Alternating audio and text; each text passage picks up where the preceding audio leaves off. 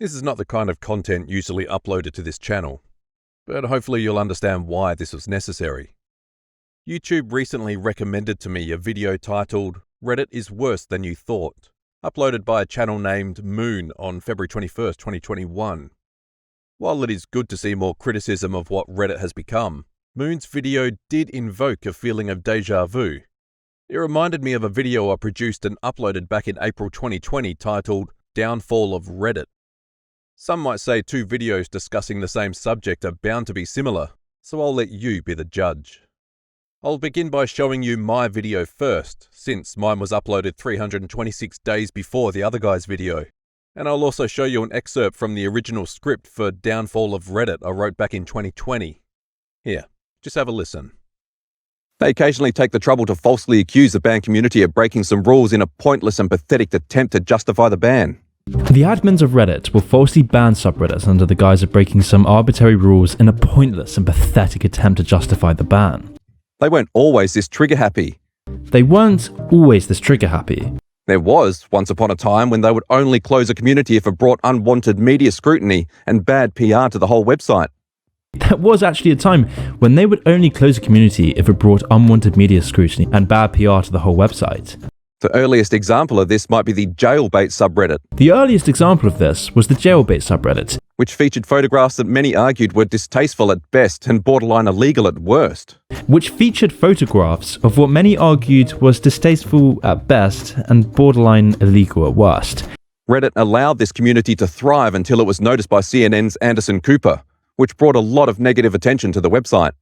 But Reddit allowed this community to thrive only until it was noticed by CNN's Anderson Cooper, which then brought a ton of negative attention to the website. In this case, though, Reddit was pretty transparent about the reason of this ban. In this case, Reddit was pretty transparent about the ban. Spez's first order of business was to create the quarantine, which restricted features in certain communities and forced users to manually opt in to viewing them. Spez's first change to Reddit was the introduction of the quarantine, which restricted features in certain communities and forced users to manually opt into viewing them.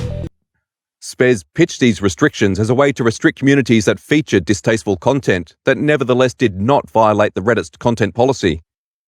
Spez did this to discredit subreddits that produced what he saw as distasteful content that didn't necessarily break the site's rules.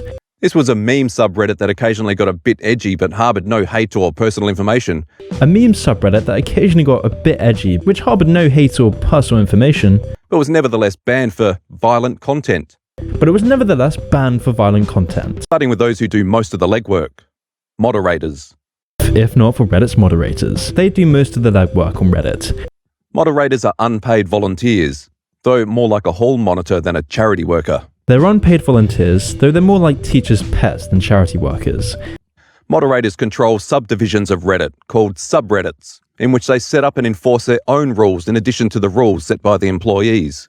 Moderators set up and enforce their own rules in addition to the rules set by the employees. Why do they do this for free? Why do this for free? Because of the power this position grants them over regular users. Because of the power this position grants them. These volunteers are free to exclude and expel anyone they like for any reason, or no reason at all. These moderators are free to exclude and expel anyone they like for any reason or no reason at all. This often results in an abuse of these powers, And this often results in abuse of these powers, which is allowed if not encouraged by Reddit employees. which is allowed if not encouraged by Reddit employees. Why? Because in exchange for getting to play Tyrant, Why? Because in exchange for getting to play the tyrant, the volunteers enforce Reddit's policy for free the volunteers enforce Reddit's policy for free, and protect the platform by removing any content that might cause trouble for the website.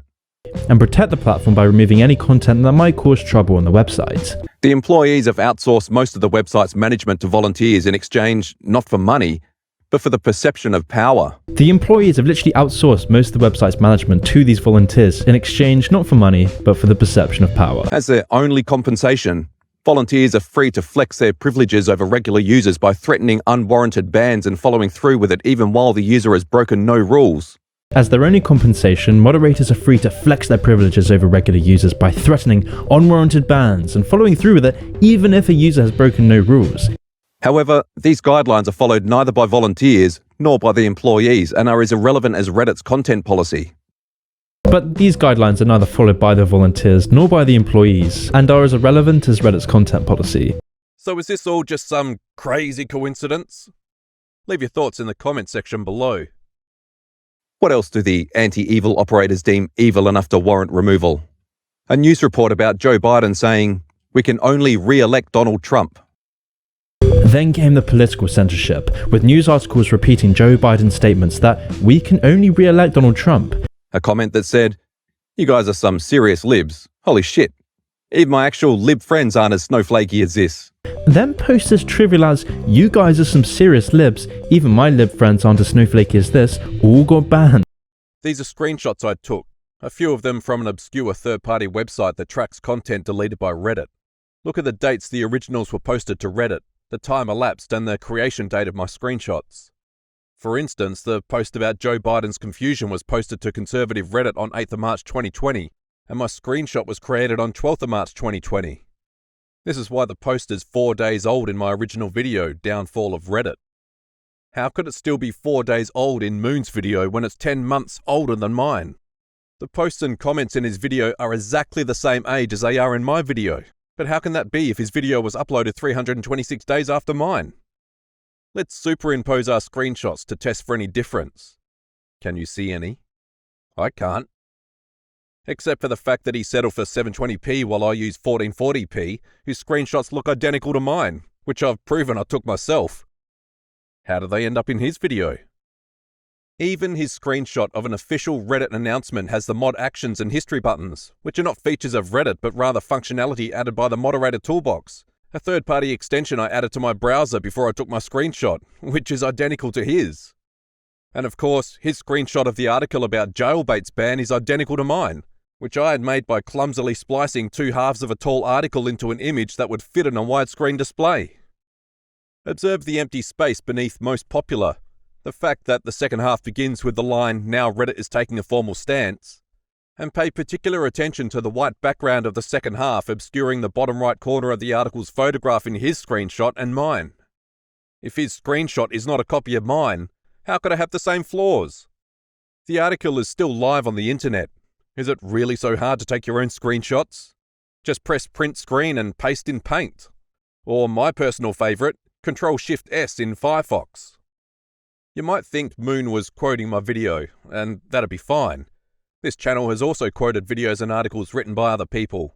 But this channel has always tried to show what is being quoted on screen, so my audience could read along or pause to inspect if they wish. My content has also been quoted, critiqued, and responded to by other people. Let's take a quick look from a clip of Overlord Gaming. I'm going to leave a link to his channel in the description. Definitely check him out. Seems like he's doing amazing work. If you don't know what Metacritic is, it is a site that aggregates reviews for games, movies, and TV shows, and labels each title with a Metascore average accumulated from the scores given by various reviewing publications. Hello, I'm going to talk about Overlord Gaming and his video he did responding to various comments left on his video. In case you don't know what is going on, Overlord Gaming is a channel on YouTube that has made comments on the topic of Epic Store and how Epic is bad. And basically I made a response video to that, and he sort of responds to the comments made on that video, among which one of them is mine. So that's why I am continuing the chain of bitching at each other on the YouTube. And I'm fine with that, since I always showed what they were quoting and replying to. But that's not what Moon did. Neither my video nor my channel was mentioned in Moon's video or its comments or its description, which incidentally does list all the other videos Moon used in his piece. I don't mind being used as a source, even without a reference or credit. But if you're going to piggyback off my research and copy my work, you could at least rephrase it into something being remotely original. And no, changing one word is not sufficient. Moderators are unpaid volunteers, though more like a hall monitor than a charity worker. They're unpaid volunteers, though they're more like teachers' pets than charity workers. And adding watermark stock footage does not make a plagiarized script original. And I don't mind if you use my screenshots and research to find your way. But can't you take your own screenshots and come to your own conclusions? Anyway, despite what it may seem, I'm not looking to start any drama. If you think I've misrepresented anything, you don't have to take my word for it. I've included links to his video and mine in the description. Feel free to check them out. And it may sound petty, But I just want to set the record straight that Overlord Gaming was the first to use these words in this order in this context. I don't want anybody who's seen both videos to get the wrong idea. Credit where credit's due. That's all. Farewell.